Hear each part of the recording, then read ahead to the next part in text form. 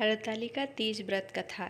एक बार शंकर भगवान माता पार्वती से उनके पुनः जन्म की बातें बताने के लिए कि तुमने मुझे पाने के लिए बहुत छोटी उम्र से कठोर तप और घोर तपस्या की थी। तुमने ना कुछ खाया और ना ही पिया, बस हवा पिया और सूखे पत्ते चबाए। जला देने वाली गर्मी हो या कपा देने वाली ठंड, तुम हटी नहीं, डटी रही। बारिश में भी तुमने जल नहीं पिया। तुम्हें इस हालत में देखकर तुम्हारे पिता बहुत दुखी थे।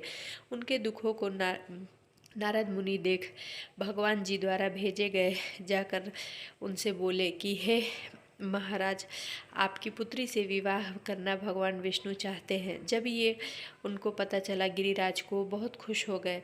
लेकिन जब तुम्हें इस विवाह के बारे में पार्वती पता चला तो तुम बहुत दुखी हुई। तुम अपनी सखियों से बताई कि हे सखियों, मैं विष्णु भगवान को नहीं, शंकर भगवान को अपने पति के रूप में मान रखी हूँ।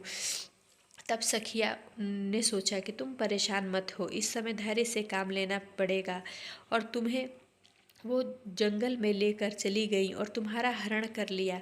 और इधर गिरिराज नारद मुनि से की बातें सुनकर बहुत खुश हुए और बोले कि मैं ठीक है, भगवान विष्णु से विवाह करना तो मैं सौभाग्यवान पिता हूँ जिनसे मेरी बेटी का विवाह भगवान विष्णु से हो जाएगा। लेकिन वो उधर अपनी बेटी को पार्वती यानी तुम्हें घर में ना पाकर बहुत चिंतित हुए और तुम्हें इधर उधर खोजने लगे। इधर तुम्हारी सखिया तुम्हें जंगल में ले गई और एक गुफा में छुपा दिया। और वहाँ तुम एक रेत की शिव जी की मूर्ति बनाकर वहाँ तपस्या करने लगी। तुम्हारी तपस्या से प्रसन्न होकर मैं प्रकट हुआ और तुमसे वरदान मांगने को कहा।